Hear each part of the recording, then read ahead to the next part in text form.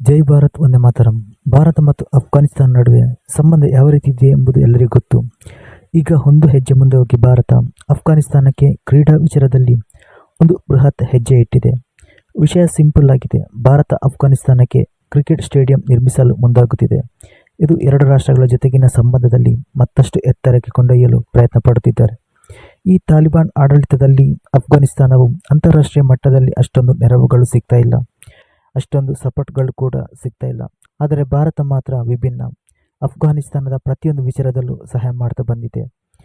ಇನ್ನು ಅಲ್ಲಿನ ಕ್ರಿಕೆಟ್ ಬೆಳವಣಿಗೆ ಆಗಲು ಭಾರತದ ಕ್ರಿಕೆಟ್ ಮಂಡಳಿ, ಅಫ್ಘಾನಿಸ್ತಾನದ ಕ್ರಿಕೆಟ್ ಮಂಡಳಿ ಒಂದು ಒಟ್ಟಾಗಿ ಕೆಲಸ ಮಾಡುತ್ತಿದ್ದಾರೆ.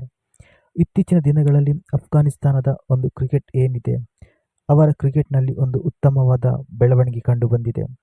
ಅಫ್ಘಾನಿಸ್ತಾನ ಬಲಿಷ್ಠ ತಂಡಗಳಾದ ಇಂಗ್ಲೆಂಡ್, ವೆಸ್ಟ್ ಇಂಡೀಸ್, ಪಾಕಿಸ್ತಾನ ಹೀಗೆ ಕೆಲವೊಂದು ಅಂತಾರಾಷ್ಟ್ರೀಯ ಪಂದ್ಯ ಆಡುತ್ತಿರುವ ರಾಷ್ಟ್ರಗಳನ್ನು ಕೂಡ ಸೋಲಿಸಿದೆ. ಅಷ್ಟು ಮಾತ್ರವಲ್ಲ, ಈ ಅಫ್ಘಾನಿಸ್ತಾನದಲ್ಲೂ ಕ್ರಿಕೆಟ್ ಆಟ ತುಂಬ ಜನಪ್ರಿಯವಾಗುತ್ತಿದೆ. ಇನ್ನು ಭಾರತ ಅಲ್ಲಿ ಕ್ರಿಕೆಟ್ ಸ್ಟೇಡಿಯಂ ನಿರ್ಮಿಸಿ ಅಲ್ಲಿ ಕ್ರೀಡೆಗೆ ಮಹತ್ವ ಕೊಡ್ತಾ ಇದ್ದಾರೆ. ಇಲ್ಲಿ ಅಫ್ಘಾನಿಸ್ತಾನದ ಕಾಬೂಲ್ ಪ್ರದೇಶದಲ್ಲಿ ಒಂದು ದೊಡ್ಡ ಪ್ರಮಾಣದ ಕ್ರಿಕೆಟ್ ಗ್ರೌಂಡ್ ನಿರ್ಮಿಸಲು ಮುಂದಾಗುತ್ತಿದ್ದಾರೆ. ನೀವು ಅಂದ್ಕೊಂಡಿರಬಹುದು, ಅಲ್ಲಿ ಯಾವುದೇ ರಾಷ್ಟ್ರದ ಆಟಗಾರರು ಪ್ರಯಾಣ ಬೆಳೆಸಿಲ್ಲ, ಯಾವುದೇ ರೀತಿಯ ಅಂತಾರಾಷ್ಟ್ರೀಯ ಕ್ರಿಕೆಟ್ ಪಂದ್ಯಾಟಗಳು ಕೂಡ ನಡೆಯುವುದಿಲ್ಲ. ಅಫ್ಘಾನಿಸ್ತಾನದ ಹೋಮ್ ಗ್ರೌಂಡ್ ಕೂಡ ಈಗ ಸದ್ಯಕ್ಕೆ ಭಾರತವಾಗಿದೆ. ಹಾಗೆಲ್ಲ ಇರುವಾಗ ಅಲ್ಲಿ ಗ್ರೌಂಡ್ ನಿರ್ಮಿಸುವುದು ಯಾಕೆ? ಅಲ್ಲಿ ಅಂತಾರಾಷ್ಟ್ರೀಯ ಪಂದ್ಯ ನಡೆಯುತ್ತಾ? ಹೀಗೆ ಹಲವು ಪ್ರಶ್ನೆ ಮೂಡುವುದು ಸಹಜ.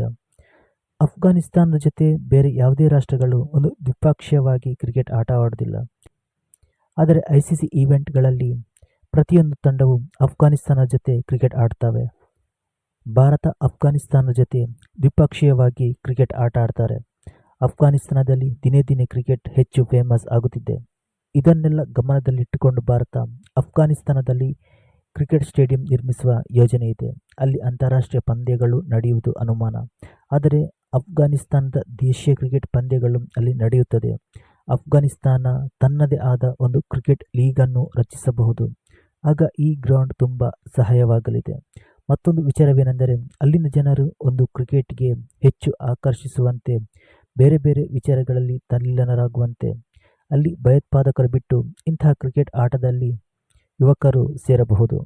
ಆದರೆ ಇನ್ನೊಂದು ವಿಚಾರ ಏನೆಂದರೆ, ಮುಖ್ಯವಾಗಿ ಪಾಕಿಸ್ತಾನವನ್ನು ಬಗ್ಗುಬಡಿಯಲು ಅಫ್ಘಾನಿಸ್ತಾನದ ಸಹಾಯ ಕೊಡಬೇಕು. ಮತ್ತೊಂದು ಕಡೆ ಅಫ್ಘಾನಿಸ್ತಾನ ಹಾಗೂ ಪಾಕ್ ನಡುವಿನ ಸಂಬಂಧ ಸರಿಯಾಗಿಲ್ಲ. ಈ ಕಡೆ ಭಾರತ ಮತ್ತು ಪಾಕ್ ನಡುವಿನ ಸಂಬಂಧ ಸರಿಯಿಲ್ಲ. ಶತ್ರುವಿನ ಶತ್ರು ಮಿತ್ರ ಎಂಬಂತೆ ಈ ಎರಡು ರಾಷ್ಟ್ರಗಳು ಕೆಲಸ ಮಾಡುತ್ತಿದ್ದಾರೆ.